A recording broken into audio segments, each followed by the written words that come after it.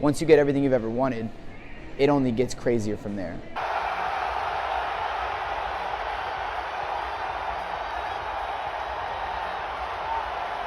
Anything for me, it's that it's never too late. And I feel like I had a rough start with the UFC, with what I've talked about, but the way that I was able to turn it around, the way that the fight played out in that story-like fashion of being knocked down and then getting back up and then being knocked down and back up and back down and back up and escaping and overcoming and then coming out victorious, jumping on top of the cage and looking around and taking a breath.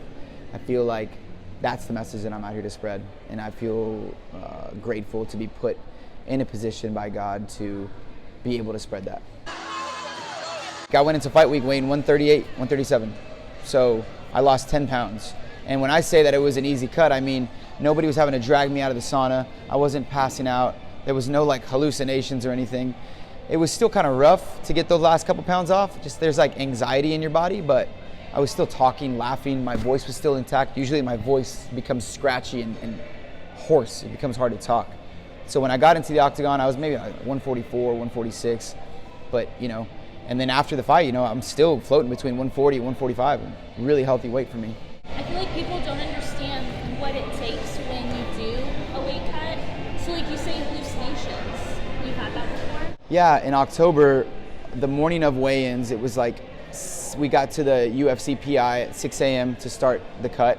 I was at 130. I had to lose 4 pounds to make the 126 limit. But what started to happen was no matter how much sweat sweat and sauna suits I was putting on, I was never dried out, but when I typically will lose, in a sauna for instance, I can lose up to 4 pounds, up to 5 pounds an hour of sauna time strict, right? So like every 30 minutes it'd be 3 pounds. And I was in there, I did like a total of an hour and 20 minutes, and then as soon as you get out, they wrap you in towels so your heat stays trapped in. And after an hour and a half, I had lost a pound, maybe. And so it was very disheartening to go from 6 a.m. to almost 8 a.m. and then almost get dragged to the scale, step on the scale, and only see that a pound was gone. At that point, the PI team had stepped in. The nutritionist was there, one of the physical therapists, and another dietitian was in there monitoring me. And the last cut that I did, my coaches basically said, we're going to give him one more push, and whatever he loses, and we're just going to have to take that. So we did the last push, and on the way back into the room where the scale was, I fell. I lost my footing. And one of my teammates knew that it looked really bad, so he acted like I tripped because the water was slippery and like he caught me. But when I came to, the person that was in front of me was the nutritionist, and I thought I was looking at Forrest Griffin because Forrest Griffin is always in the PI. And when I sat down and my eyes opened up, I was looking at Forrest, and he was like, "You good, buddy?" And then it slowly went back, and it had never happened to me before.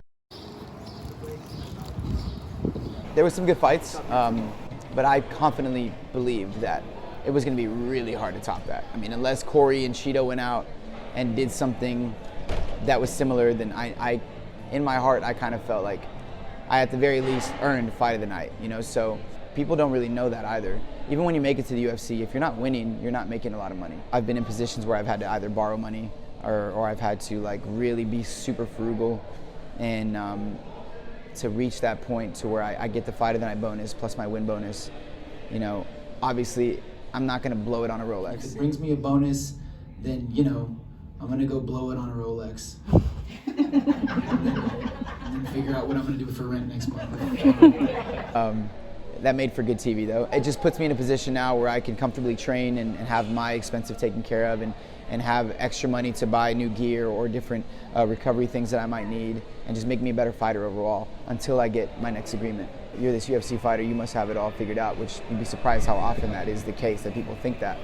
But I mean, I think that athletes deal with pressure in a different way, and any artist, any musician, athlete, anybody really, even yourself, I feel like we have this perception of ourselves that we're always trying to live up to.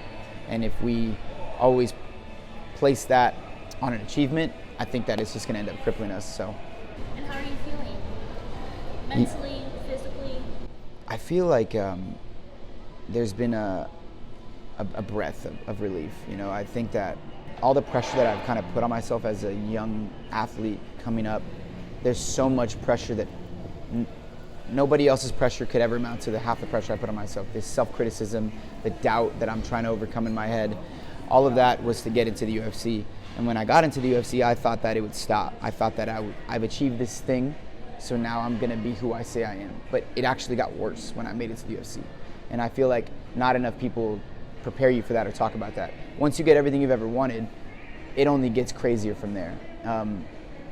And so I didn't really learn to cope with the added pressure of now I'm in the best fight league in the world. Oh, by the way, you get 4 fights and there's no guarantee that you're gonna stay here. So for me, the fear of like losing this was so overwhelming. I mean, I've lost so much sleep over the past couple of years. Son, you know, once you start, there's no going back. I know.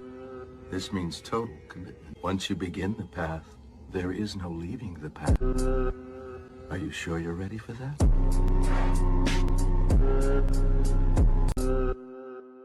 I've always believed in destiny, and I believe that I was destined to do what I'm doing right now, so why stop believing in destiny now? Currently, I'm on a medical suspension, and once I get cleared to compete, the talks usually come back in, 2 months. If we look at my track record with the UFC, I fought in November of 21, and then I fought in May of 22, and then October of 22, so about 4 or 5 months in between. In my head, I'd be ready to fight again in June, as early as June, so that's what I'm looking forward to.